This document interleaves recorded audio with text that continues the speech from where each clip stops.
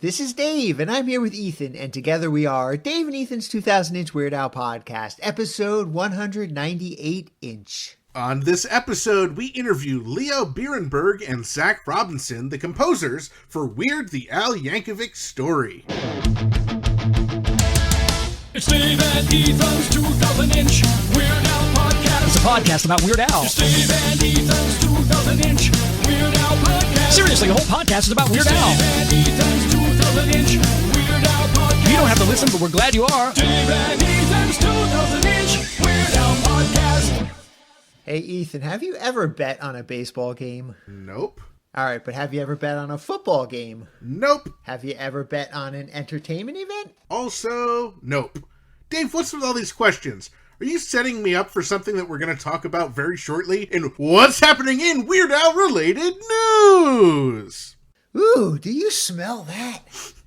What? I showered! No. The smell of Emmy season is officially upon us. Oh, right, that. Emmy nominations voting starts tomorrow, June 15th through June 26th, with the Primetime Emmy nominations announced on July 12th. GoldDerby.com has listed their racetrack odds for Weird the Al Yankovic Story receiving Emmy nominations. Oh, okay, that's what you're talking about. All right, the odds for Best TV Movie for Weird the Al Yankovic Story are 82 to 25, and currently their number one pick. For Best Movie Limited Actor, Daniel Radcliffe from Weird the Al Yankovic Story is listed for 6-1 odds, currently their number 4 pick. And Variety doesn't have betting odds, but they are picking Weird the Al Yankovic Story to win Best TV Movie. Now they also are predicting Daniel Radcliffe to be nominated for Best Lead Actor for a limited TV or movie. And Eric Appel to be nominated for Best Directing for a limited TV or a movie. Well, Dave, how about we bet each other?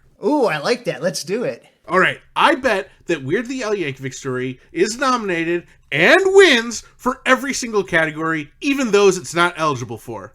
Oh, I was going to make that bet, so I'm on board with that as well. Great! This will be an exciting bet. I hope I win. Not if I win first. You're on, Dave. And from movies to TV, the new cartoon Haley's on It premiered last week on the Disney Channel. Now, there's no word yet on when Weird Al's episode or episodes will drop, but we will keep an eye on it. And also, in case you missed it, there is another reference to Weird Al on Jeopardy recently. The clue was, Straight Outta Linwood and Alapalooza are two of his 10 RIAA certified gold albums. Ooh, I know this. Who is Weird Al Yankovic? Correct! But do you know the other 8 RIAA certified gold albums? Yeah, of course. But I think it would be faster to name the ones that aren't RIAA certified gold. No, don't do that. We must never speak of those albums. All right, the self-titled album, Weird Al Yankovic in 3D, Dare to be Stupid, Even Worse, Off the Deep End, The Food Album, Bad Hair Day, and Running with Scissors. Correct, but you forgot to put that in the form of a question. Curses! All right, well, let's check out what's happening in Grammy Award-winning Jim Kimo West related news. It's a big summer for Grammy Award-winning Jim Kimo West.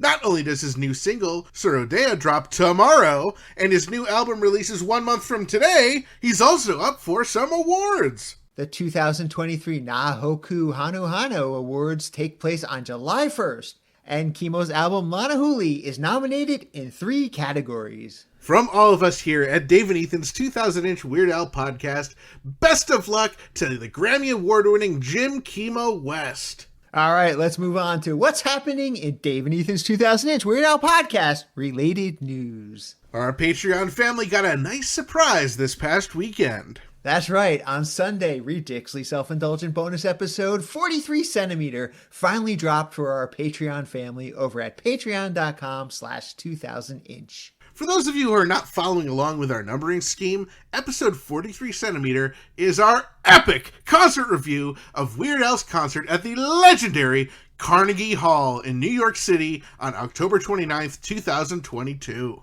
And it is our most ambitious Ridiculously Self-Indulgent bonus episode to date. It clocks in at over 3.5 hours, making it our longest episode ever. Oh my gosh, Dave, that was such a fun bonus episode to record. Oh, and it is chock full of so many very special guests. It's a fantastic episode, and we know our Patreon family was so excited to finally hear it. Well, if you want to hear it too, and you're not yet a member of our Patreon family, you can do so by signing up over at patreon.com/2000inch. Not only will you get instant access to our epic Carnegie Hall review, you'll also get to hear every other future bonus episode early too. Plus, you'll get all the other great perks that come along with being in our Patreon family, not the least of which is our deepest thanks and appreciation. Now, I think it's great that our Patreon family finally gets to hear our Carnegie Hall review. However, I have an issue with our intern Frank. Don't we always have an issue with intern Frank? Well, yes, we do, but despite everything, it took Frank almost 7.5 months to post the Carnegie Hall episode. Sheesh! It's not like he has anything better to do. Yeah, we're the ones who have full-time jobs that place a lot of demands on our time, not to mention all the travel we do for work. And of course, all the travel we did following Weird Al on the unfortunate return of the ridiculously self-indulgent ill-advised Vanity Tour so we could get content for our ridiculously self-indulgent bonus episode series. And all the hard work that goes on behind the scenes to bring exciting guests to the podcast. And acting in Weird Al's movies. And do you think it's easy pretending to be a massive Weird Al superfan? And you know, we have a life. Yeah, and Frank does none of that. He's a lazy bum. You know, I think we should punish Frank for his incompetence. I think we should fire him. Ooh, I really like that idea. But you know, if we fire him, who am I going to send on that midnight run when I get the craving for burritos? Wait, doesn't Burrito close at 8 p.m., Dave? That's an intern Frank problem, not mine. This episode is brought to you in part by Vegan Burrito Restaurant, Burrito in Troy, New York, home of the 2-pound double wrapped in a quesadilla, burrito, and Wizard Burger in Albany, New York. Come on down to Burrito and Burrito your burrito, or hop on over to Wizard Burger for mouthwatering loaded, dare I say, beefy vegan burgers. From Troy to Albany to your anus, Burrito, and Wizard Burger feed the hungry with out-of-this-world, plant-based, real food, always vegan style. Visit burritosquare.com and wizardburger.com to order ahead. And as a reminder, for the entirety of Pride Month, all proceeds from sales in our merchandise shop over at shop.2000inch.com will be donated to a charity that supports the LGBTQ plus community. Plus, Ethan and myself will match whatever proceeds are raised. To celebrate, we've added a slew of items with the 2000-inch rainbow logo to the shop. Plus, all the old favorites are still available. And this episode, we're really excited to speak to some guys who contributed almost as much as we did to Weird the Al Yankovic Story. All right, take it away, Ethan. Dave and I are absolutely thrilled to welcome the composers of Weird the Al Yankovic Story. Please welcome Leo Birenberg and Zach Robinson. How's it going, guys? What's going on? Yo. We are so excited to talk to you because, you know, we love the movie so much, and the score and the music is such a big part of a music biopic. Thank you. Yeah, I mean, this is about as fun of a project as you can do. So it was a joy for us. I mean, we definitely want to talk to you all about Weird the Al Yankovic Story. Just I guess, to give our listeners just a little background very quickly, can you two just let us know how you got started in composing and how you two started working together? We go way back, almost 10 years at this point, Zach? Mm-hmm. Is that right? Mm-hmm. Yeah, we actually met. We were working for another composer named Chris Beck. We were the young idealists fresh out of college, getting ground apart in the trenches of film music until we are now stoic, broken men. Film music's a lot like World War One. Okay. We at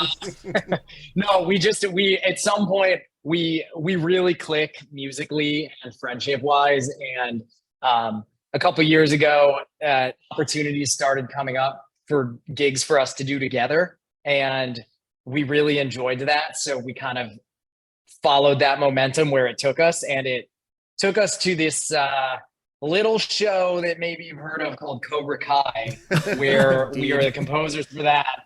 And that's kind of like a dream project that like really lets us go as ham as we want and like flex our music muscles quite a bit on the karate mats.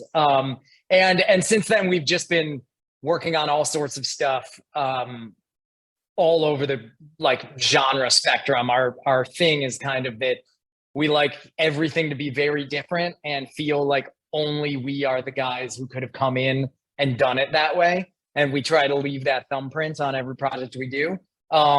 So that naturally led us to Weird, just because we had worked with Eric before, the director. We're friends of his and collaborators of his, and we basically knew about this movie from the minute it got greenlit because of that, and knew he would have an amazing take on it. So we're thrilled to be a part of it. Now, I feel like I know the answer, but I feel like I do need to ask it. You guys are fans of Weird Al and his music? No. In fact, it was really... Never heard of him. It was really upsetting when we got offered the gig because I had to... This is Zach. I had to get over my hatred. But that's Hollywood. That's Hollywood. So, like, you gotta do that. But... I did get over my hatred and I learned to love him. And I actually, I've loved Al for a long time, as we all have. And I think we always talk about how like every generation kind of has like their own Al record that they come up with. Oh, totally. Mine was Running with Scissors. Yep. So I'm like, he was my first concert. Wait, Zach, say that louder. He was my first concert ever at the Greek Theater in LA when I was 8 years old. So, no, I was joking about all that. Just we knew. And he's just, it's just great. Like it was such a, everyone loves him. Who doesn't love him? Right. Everyone loves him. Absolutely. Yeah. I like really associate Al with the Napster and LimeWire phases of my life. Very true. It's it's a very specific correlation, and I almost feel like more than any other artist, I just associate him with those were they platforms? Were they services? I don't even know what they were. Right. But I used to just download Weird Al songs on them. I love that. So we have a lot of questions about the film and the score, but I kind of asked, did you get to actually work with Weird Al on any of the music, or was it pretty church and state? He was pretty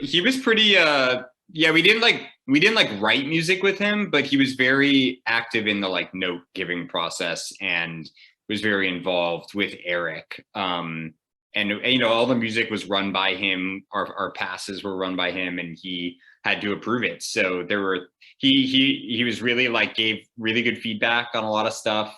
And that was but we didn't like write any music with him. He just approved our music. Oh, very cool. I mean, I can't imagine my first concert being Weird Al. I mean, yeah, I can, because my first concert was Weird Al. But I can't imagine my first concert being Weird Al and then creating the score for Weird Al's film. I mean, is this something that even like registered as a goal to you in your life, is to work on a Weird Al project? No. like definitely not. Especially because also Al is like, he's like uber famous. Like he's like Tom Cruise level famous, It's not like, he's not just like kind of a big musician. Like everyone in America knows who Weird Al is. So I feel like when you have someone who's kind of that, more legends than man at that point, like Yes. you never actually think that you're going to like work with them, because like the circumstances just seem totally insane. And frankly, this circumstance is pretty freaking insane. Like the Weird Al biopic that's like a parody within a parody within a parody. Like it's and we happen to work with the director. Like it's totally bonkers. But like Hollywood's weird, and it takes you in all sorts of strange places. So I think if you have your fingers in enough pots, like crazy stuff happens like this. It's kind of random, but I had done something with Al like 5 years ago that I didn't even like bring up because I just didn't think he would remember me. But I did a theme song for this like college humor web series called Cartoon Hell. Oh yeah. And they emailed me. I don't know if you guys are familiar with it. You should be, because you do the podcast of Weird Al's life. But it was called Cartoon Hell, and I wrote the theme song and I sang on it. And then they just emailed me and were like, "Hey, Weird Al's gonna sing on this." So I was like, that's a pretty casual thing to just like drop in an email. And then I went to the College Humor like studio and like recorded Weird Al. It was incredibly random. This was like, I mean, it was pre-Cobra Kai, so it must have been like 2017, 2018. But I had randomly worked with him then, and then I just never brought it up again. It's incredible. Yeah, I mean, that's definitely an obscure one, but I do remember that Cartoon Hell thing. How awesome. So you did that, and you're like, it can never get any better than this in my life. Yeah, probably. Lo and behold. Curious a little bit about the, how when you mentioned that Weird Al would sort of listen to what you had done, but I'm just kind of curious, how often was it that you were meeting with Eric and Al to go over the compositions that you had written for the film? Not that frequently, but it was all very close together because we basically did the entire movie in a month, which is like really fast. So there were really only a few times where we would take our, chunks of the movie that we had finished and like bring it over to the cutting room, where Eric and the editor Jamie were working, and Al was actually on tour during most of post. So he would be zooming in, and we'd go in and play music cues for them. And then Al, partway through, would be like, "Okay, guys, I got to go on stage. Like, concert starts now." And he would just like leave the meeting and go play a concert. and then he'd come back 2 hours later and just like, "Oh, I'm all done." He's the nicest guy in the world.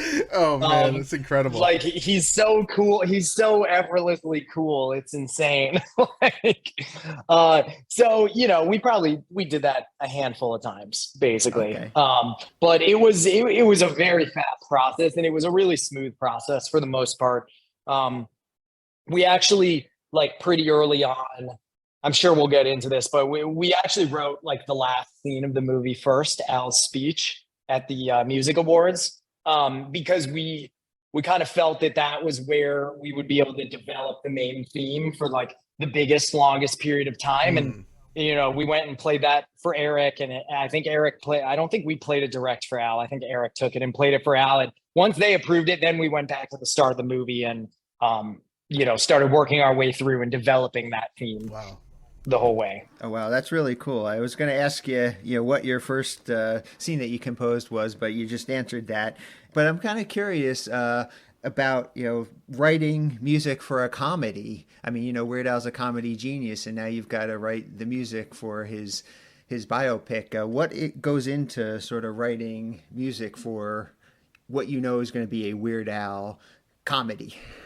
Well, it's good to, in this instance, our approach was to not score it like a comedy. The approach was to score it like, a dramatic early 90s drama about, an American hero. So Forrest Gump was a big influence. Rudy, like Shawshank Redemption, like those types of scores were like kind of the big influence. And really, like, what the music's doing in this movie, which is so smart, and it was such like a great kind of direction from Eric and Al, is that the music's always the straight man. And when all this crazy stuff's kind of happening on screen, or just like even in the first act with Kid Al, the music is so sincere, and it just makes it funny. Like, if we were to score it kind of any other way, it just wouldn't, it would feel kind of shoehorned in. It would feel like we're like forcing jokes. And there are a few times where we actually did kind of score a scene that way, and it was nixed, which was good, because it just like wasn't the right thing. But I always think about when we saw this movie in Toronto, and at the Toronto Film Festival, the premiere, and the audience was just electric, and it was a midnight showing. It was opening up the festival, and there's probably like 250 people, Leo, 300, like, yep, full audience. And there's a very like beautiful musical swell that happens after Al's mom finds the Hawaiian shirt, and then it just cuts to black and it says now Yankovic Story. And it's like such a nice musical moment that kind of, and it's all ours because there's no dialogue, there's no sound effects, and everyone just erupts. And I think like that moment, you hear that score and you see it and you're like, oh, this is the type of movie that I'm about to watch. And it was truly magical. Like so I really think like that type of sound lent itself so well to the story. Well, that's so great to hear, and we can actually confirm everything you said because Ethan and myself were there at that midnight showing for the premiere in Toronto as well. And yes, that was a magical crowd, and that was a wonderful moment getting to see this film up on screen with an amazing audience. I'm real glad you got to witness that as well. And I'm so glad that you answered that the way you did, because I was going to ask you if that was intentional, that the fact that the music was not necessarily comedic. You would think that for a Weird Al film, you might have this funny music, but you took it very seriously. And I agree. I think that was the correct choice. So that's awesome. I'm so glad you guys were at that screening, because like I always think about, it felt like a real once in a lifetime experience. It was kind of like being at a concert in some ways, but you were at a movie screening. Like people, like the energy was crazy. People were just going nuts. And like, I don't know, that's pretty special. It really was. Yeah, it was kind of reminded me of almost like a Rocky Horror Picture Show thing. I mean, we weren't throwing things at the screen. At least I didn't see anything fly over my head. But, you know, it was that kind of energy. It was amazing to be there. Yeah, like we have seen it in theaters twice, and it's just awesome. It's a little bit of a bummer that it's like not natively a theatrical release, but that is a big bummer. Getting back to the film, I was curious about the timeline of everything, and I can kind of piece it together based on some of your other answers, but it sounds like, did you not actually work on it until the entire film was already shot? Correct. Yes, and that's pretty normal. It is. In fact, that's like 98% of projects is music. We're generally the last thing that happens in a project. Like we often don't even start until it's almost done being edited as well. Okay. It's only the rare few projects where you kind of write music ahead of time, and then you never really know if it's going to end up working. Right. But yeah, on this one, they were fully shot, almost entirely edited. I feel like we worked to locked picture for a lot of it, right, Zach? Mm-hmm. Yeah, so that makes it a lot easier. Definitely. But and more fun, because then you're not kind of worried about the logistics of it, and you just focus on the music of it. So I guess in that sense, there's not anything that you wrote that didn't make it into the film. Like there's not a deleted scene or something that is fully scored. No, there's no like deleted scenes that we had scored. No. Got it. I am curious, you know, obviously the soundtrack came out digitally last year when the film came out, and then we got a CD, and the really awesome LP just came out. Is there anything that you wrote for the film that didn't make it onto the LP? There's some small cues. Very honestly, like Al put together the album and he like included like a lot of stuff that we might not have even included if we were doing it. So there's a lot of stuff on there. Like if anything, it's just very small cues here and there that like didn't make it. Cool. Yeah, I would be very surprised if someone even noticed what cues were missing. Right. But there's always some diehard soundtrack freaks who like, they know. I was so happy that the score was released because really, I mean, you guys did an incredible job, and we haven't gotten a score from a Weird Al project. We've never gotten a score from UHF, so it's really cool to get to hear that and be able to relive parts of the movie just as, you know, you listen to it and hear extended cuts of it. It's very fun. Thank you. Yeah, thanks. Yeah, I think a lot of people, even who were working on the project besides Eric, because Eric always knew, but I think a lot of people didn't really realize how big of an impact like our score could have on the movie. And like there was a lot, you know, everyone knew there was going to be a lot of music in the movie anyway, from like Al's songs and stuff.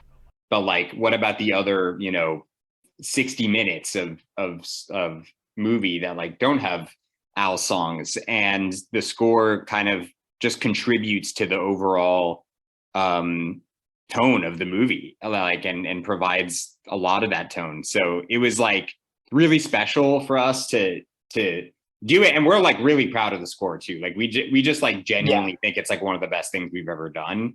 Like Weird Al aside, Right. like we just like love the theme and we love the music, and we often don't get to like write scores like that, to be honest.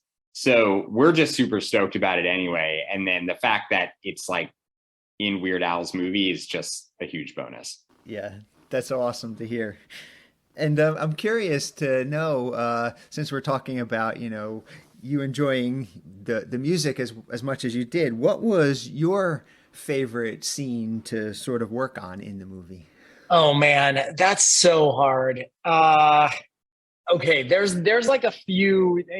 We might not be able to narrow it down to one each, but like one scene that is dear to my heart is when Al reconciles with his dad in the factory. Yeah. There's something so hilarious about it, and it also feels like very earned from a score perspective, because like we've been building this theme and kind of weaving it around a lot, and there's been all this ridiculous stuff that's happened that's kind of taken us in different genres, and then you get kind of the last act of this film and you're like in the factory, and we're back to kind of our early 90s great American hero story, but it's like the low point in the film. And then he has this beautiful moment with his dad, and we go into this like patriotic trumpet solo that then soars into like the biggest orchestra swell ever when his dad rips open his shirt to reveal the Hawaiian shirt. And it honestly, like, it sounds like a freaking movie cue. Like it just feels like you're watching a movie, and it's like, and there's nothing jokey about it. It's like, I feel like we crushed that. And like people love the scene, and I don't know. It was just a really fun one to do. It's so awesome. That's like one of my favorites too. I love the diner fight. I just think the diner fight's really fun, and like we just had a lot of fun doing that. Zach, talk about the diner fight, because like that's a good accordion moment. Well, I know you guys did, because he told me, but you guys interviewed Corey Pesaturo a long time ago, right? Yeah, last summer. Yes. Well, he played accordion on all this stuff. Did you know that? We did. Yeah, it's incredible. Nice. And I was actually curious, how you hooked up with Corey and worked with him for the film, but also, is there anyone else who played on the film, like anyone from Al's actual band or anyone who contributed to the score? Well, no one from Al's actual bands, but yeah, I'll answer the second question first, is that we had an amazing orchestra in Budapest, the Budapest Scoring Orchestra, that played all the orchestra stuff. And it was like, an 80-piece orchestra, full orchestra. So they were amazing. And then we had Jeff Babko, who's an LA studio keyboardist, like just an amazing, unbelievable piano player. And he played the beautiful like Alan Madonna kind of like concerto. And then we met Corey at this like composer gala award show. He performed, and it was right when we got hired, like we hadn't started working on it, but we saw him perform, and we just went up to him after. We were like, we have a project which we cannot tell you about yet, but you are literally the most perfect person ever to be a part of this project. And then we didn't talk to him for like 3 months because we weren't ready for it. But and then once we got him involved, he came over to the studio a few times and just sent us stuff. Like he's always on the road, so like getting him to record like when he's gone was a little tricky, but he's obviously incredibly good at accordion. And the diner fight, for example, was like one of these fun times where we got to like utilize the accordion in a way that is not normally utilized. And even for Corey, it was like getting him to like not play jazz on the accordion was quite the feat. Like we had him, like slam his hand on the accordion and do all these kind of crazy effects. We put the accordion through a guitar amp modeler to give like a distorted effect. So it was like really, really, really fun and interesting like way to approach the scene. And Leo can elaborate in terms of like how else we kind of use the accordion in other scenes. Yeah. Well, it's like a lot of times when you're writing orchestral music, there's like an idiomatic instrument you might reach for a certain type of emotion. Like, you're working on a scene and it's like, oh, I'd have a clarinet solo here and oboe solo here. And we tried to find really subtle places where, like, honestly, you don't even notice it, to replace those instrument choices with accordion instead. Just because it's an Al movie. So that should be in the DNA. Yeah, absolutely. Oh, yeah. So I'm kind of curious how you two decide to split the composition when you're working on a film like this together, or do you split the composition? How is it that you decide who works on which piece? We spend all day on FaceTime is the short answer. Wow. We're big believers in following enthusiasm. So we tend to just, whoever has an initial idea for a scene, we'll just start it. And I don't think we've ever fought about anything. We just kind of naturally divvy it up because someone's like, hey, I've got an idea for this. I've got an idea for this. And then we'll get it to a certain point, and then kind of start trading files and playing back for each other and swapping who's doing what.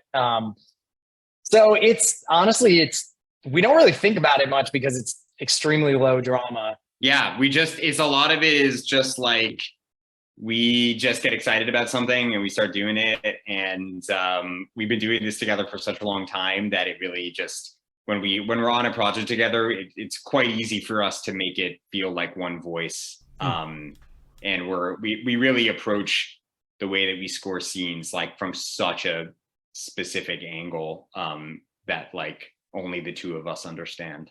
So it's great. It's a very natural process for the both of us. I was really curious about the names of the scores. I know you said Al put together the album that came out. Did he write the names for those scores? Were there names written for you sort of as a checklist when you're scoring the film, or how does it work and how do you refer to each of those different music pieces? We get really into our track names. I can't remember. Zach, how many did we change here on the album versus? I don't think we changed it. We didn't change many. We did it right. We did a pretty good job from the get-go of naming cues. We make the names as we go. And sometimes we change them, like when we have, like, after we start a movie, we make a list of all the music that needs to be written. And sometimes while you're working on a scene, we'll change the name of it because a natural name comes to us. But then when we release a soundtrack album, we will pick all the tracks we want, make any edits we need to make, and then rename things so that they're just, I don't know, more fun, better soundtrack names, feel more iconic. Okay. Because sometimes sometimes you'll work on a movie and you'll just have things that are like, Al goes to store, Al walks down road. Like you just never really thought about the name until then, and they're super lame. Yeah. So we try to come up with fun ones. I don't know. Did you have any favorites on the album? Well, I gotta say the Cobra Pit, of course, being in that scene. Well, of course. No, I mean, I love a parody of "Eat It." I love that is the name of a song on a Weird Al album. Yeah. That, I gotta say, I think if Al wasn't like, he like really like put together the album, but I feel like we would have done a pass of like crazier names. Oh yeah. But Al just like on our Cobra Kai album, it's always like we have like crazy names on our Cobra Kai. And like we just did the show Twisted Metal that's coming out in a month or two. And we just did our album for that. And like we used ChatGPT to like make like car apocalypse puns. And it's actually unbelievable. It's actually unbelievable. Oh. It has like shaken my faith in humanity. So yeah, the ones on the Weird Al score are quite straightforward. Right. But I do gotta give you the props for naming one of the cues "Hey Boy." Yes. Just so that "Hey Boy" appears as an official Hey song on an album. We love "Hey Boy." Oh, they're so fun. Yeah, the parody of "Eat It" might be one of our favorites too. Just We love that one. And I think that it's funny because like the inspiration for that was this random score by Hans Zimmer to this movie Frost Nixon that came out like 15 years ago. And our mixer, who is Phil McGowan, who mixed the score, like texts us, he goes, is this cue like inspired by Frost Nixon? And we're like, dude, what? He was like randomly a fan. That's amazing. Like randomly a fan, but we like that one a lot. It's a fun one. I'm really glad you mentioned that, and I know you mentioned like Forrest Gump, because I was curious if there are any Easter eggs in the score to the film, intentional Easter eggs, or would you say that any of the scores are, I know you said inspired by it, but are any of the scores maybe parodies of other scores that you've heard? Oh, for sure. Like, I mean, the diner fight is kind of like a John Wick parody. Right. Like that, it's like that. And then also like once we're in, Latin America, it's like Predator or something. So like, yeah, that we were like, and then, yeah, of course, obviously the like kind of Americana stuff overall, but that's a little more sincere. Like I would say that, it's not really meant as a parody when we're kind of in just like narrative film score mode. It's more when the movie goes into these like insane side quests that we like lean parody, like the LSD trip sequence, both like the rock part ahead of time, which is kind of like inspired by psychedelic rock, and also like the apocalyptic choir bit is like obviously over the top and ridiculous. And like the Amish animation part, we like kind of, it's a very kind of sincere piece, but that's super sincere. Yeah. Yeah. But it's like, it uses fiddle along with the accordion. Like it just kind of leans genre wise into a different direction. And I mean, as far as Easter eggs, is there anything in there though that like, is lifted from a Weird Al song or anything like that? No, nothing. Things get a little complicated on the rights side when you start to quote songs that are parodies that already have rights situations. But yeah. Mm-hmm. Do you guys have like a strongest memory from working on the film? Recording the piano on Alan Madonna is a pretty solid memory because as Zach was saying, our piano player Jeff is just unbelievable, and he went like full Liberace on us for the take we used in the soundtrack, and it's unbelievable. We have a great video of that too. Oh, cool. Yeah, we do. It's on my Instagram, I think. Oh, wonderful. Yeah, I mean, I guess I don't know if it counts. That Toronto anecdote is kind of my favorite. Yeah. Wow. I also, I mean, like, when we showed Eric the theme, like our first kind of playback with Eric, when we were like, all right, here's our theme, and like this is like a huge playback because if he approves this, like it makes our lives a lot easier. And we sat down and we were like palm sweaty, and we showed him the speech, which was our first scene, and he just was like, great. And then we were like, okay, cool, we can make this movie score now. And it was that easy. Wow. It's not, it's like, it's never, I would say easy, but I would say that this was like a really enjoyable, straightforward process working with people who had a true vision. And it was never stressful. Like it was really like, just, we were all having a lot of fun with it. That's so awesome to hear. Yeah, that's great to hear. And I guess to flip that on its head, I'm going to ask you if anything you had to score you found particularly challenging, or were you able to basically know immediately what you were going to do? Probably the in memoriam scene, right? Yeah. Zach? Yep. We actually had a totally different version one for this is actually like the last scene, the montage of Al in all of these historic events and, important moments of his life until his untimely assassination. May he rest in peace. We actually wrote this like really up tempo. It kind of like sounded like, Zach, like what's even the genre? It's like of the first one. The emotion is like, Yeah, it's like, here's all the friends we made along the way. That's style the way music, that like, you describe it, and that's perfect. It's like very up and happy and kind of like, well, he died, but we really enjoyed the time together. Thank you. Like it didn't sound like an old sitcom like opening credits, but it also wasn't far from that in terms of like just kind of like bright sunny day music. And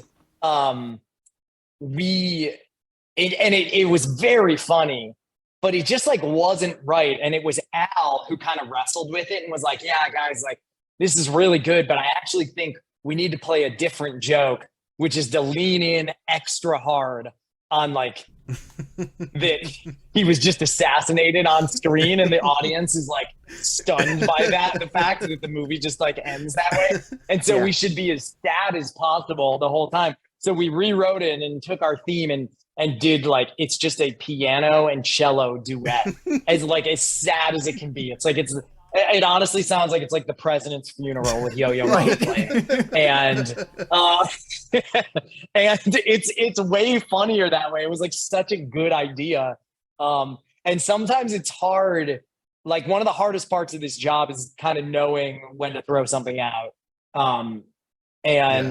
This was definitely one of those times where it was like the right answer. Oh man. Well, again, you guys did an incredible job on this film. And I mean, definitely the music is a big part of why this is a favorite for the Emmys this year. That's what everyone's saying.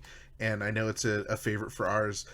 We thank you guys so much for joining us. Leo, we can find you at Leo Birenberg on Instagram and Twitter. Zach, you're Zach Robinson on Twitter, and at ZRobUSA on Instagram. Guys, thank you so much. This was just an absolute blast getting to hear all about your work on the film. Thanks, guys. Oh, thanks for having us. Thanks for having us. Really fun. Once again, we'd love to thank Leo Birenberg and Zach Robinson for joining us on the podcast this episode. Be sure to check out at Leo Birenberg on Twitter and Instagram, as well as at Zach Robinson on Twitter and at ZRobUSA on Instagram. This episode is brought to you in part by Discover Darwin, promoting tourism in Darwin, Minnesota. Not only is historic Darwin, Minnesota beautiful, it's also original. Did you know the original name for Darwin, Minnesota was Rice City? Well, yeah, but did you know the original name for Discover Darwin was Recognize Rice City? Well, yeah, but did you know the original name for Dassel, Minnesota was Swan Lake? Yeah, but did you know the original name for Discover Dassel was Swan Lake Sucks Incorporated? No, I did not know that. Thanks for sharing that fun fact. Oh, my pleasure. So visit Rice City, Minnesota on your next pleasureful expedition. Recognize Rice City more than just the railroad. And after you visit Rice City, Minnesota, be sure to attempt to visit recognizericecity.biz. Dave and Ethan's 2000-inch Weird Al podcast is brought to you absolutely free thanks to our incredible sponsors, Burrito, Wizard Burger, Jackson Scoggins, and Discover Darwin. Our podcast is also supported by everyone else in our Patreon family, with special thanks to our amazing close personal friend level Patreon supporters. Dana B, Blair, Kev, Javier, Ron, Scott, UH Jeff, Mike, Matt, Kenneth, Gus and Alicia, Allison, Adriana, Ajax, Jake, Zeb, and Zach. Also thanks to Red State Update and everyone else in our pretty stinking majestic Patreon family. If you enjoy our family-friendly Weird Al podcast, please consider supporting us at patreon.com/2000inch. There are awesome benefits like getting your name on the podcast, your very own private RSS feed, which gives you early access to each and every single bonus episode, and the self-satisfaction of doing something important with your otherwise pitiful, meaningless existence. And now would be a great time to join if you haven't already, because you will get to hear our epic review of Weird Al's concert at the legendary Carnegie Hall right now, as well as be the very first to hear each and every one of our remaining brand new, ridiculously self-indulgent bonus episodes that are coming soon, the instant that they drop. And don't forget to check out our official merchandise shop over at shop.2000inch.com. Check out our new line of Pride merchandise. To celebrate Pride Month, all proceeds from sales in our shop during the month of June will be donated to a charity that supports LGBTQ+. That includes proceeds from every single item in the store, not just the new Pride stuff. So stock up now and support a good cause. We love hearing from our listeners and other Weird Al fans, so be sure to join our Facebook community at group.2000inch.com and visit our Discord server for even more riveting Weird Al and Red Rum Tagootie related conversations. You can find both of them linked on our website, as well as information about past episodes and guests over at weirdalpodcast.com or 2000inch.com. And while you're there, click on Ridiculously Self-Indulgent bonus episodes to follow along with our adventures on tour, and click on Black and White and Weird All Over bonus episodes for our special series where author John Bermuda Schwartz walks us through his first book, page by page and picture by picture. And you can head on over to 1984publishing.com if you'd like to grab an extra copy of the Lights, Camera, Accordion box set. There are only a few left, and it's no longer limited to just one per person. Keep up on new episodes, podcast news, and events by following at 2000inch on Facebook, Twitter, and Instagram. And be sure to subscribe everywhere you listen to podcasts so you don't miss a single episode. Not only does subscribing, rating, and reviewing help the podcast, you will instantly memorize the titles to all 46 tracks on the Weird the Al Yankovic Story original soundtrack backwards. Plus, we also love it when we receive voicemail via our official, I still cannot believe it's patent pending, 27-hour-a-day podcast hotline, 347 Spatula. When are we going to get that patent? That number, 347-772-8852, was seen in the Illustrated Al. That should be reason enough to give it a call. So give it a call, and you might even hear your message in a future episode. Thank you once again to our guests, Leo Birenberg and Zach Robinson, for joining us this episode. We also want to thank Joe Jaffa, Andrew Cohen, Maddie Meyer, Elizabeth Forrest, and a big thank you to the Grammy Award-winning Jim Kimo West for our incredible podcast theme song. And also thank you to Weird Al Yankovic, as this podcast probably would not exist without him. And a big thanks to all of you, our loyal listeners, subscribers, Patreon supporters, and sponsors, and everyone else who makes our podcast possible. Thank you for choosing Dave and Ethan's 2000-inch Weird Al podcast. And until we meet again, remember to gill and chill, keep listening to Weird Al, and stay cheesy. Oh, Ethan, all this talk about betting made me wonder, did you catch the game last night? Yeah, sure, Dave. Oh, hey, Ethan, can I have $5? Yeah, sure, Dave. Ethan, can I translate all of your documents into Swahili and then into Swedish Chef? Yeah, sure, Dave. Ethan, are you distracted? What are you doing that's so important? Yeah, sure, Dave. Ethan, there's a sale down in Spatula City. If you buy 11 spatulas, you get the 12th one for just 1 penny. Wait, really? I knew that would snap you out of it. What are you doing over there? Well, I was actually just listening to our review of Weird Al's concert at Carnegie Hall. Well, how? Last I checked, you weren't a Patreon supporter, and it's not available for the cheapskates yet. Well, Dave, I have a confession. Oh no, what is it? I, Ethan Ullman, am a password sharer. Ethan, how could you? Well, now that Netflix is cracking down on password sharing, I just looked in the mirror and I said to myself, wow, you must have an awful lot of free time on your hands, so I decided to password share on some other websites. Who in their right mind shared their password with you? Well, you see, Dave, Ethan, how did you get someone's password? Well, Dave, I assumed at least one of our Patreon supporters would just make their password Weird Al eats cheese whiz 27 question mark pile of poop emoji. So what, you just tried logging in and it worked? Actually, it worked for like a dozen or so people. Today I'm listening on Aaron Henry's account. Sheesh, I guess I should probably update some of my passwords. I didn't realize how common that one was.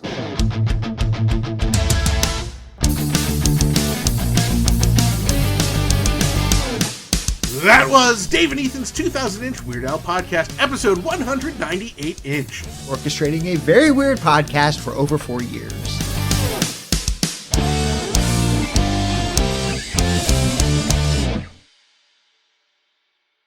Al is like uber famous. Like he's like Tom Cruise level famous, you know? He's not just like kind of a big musician. Like everyone in America knows who Weird Al is.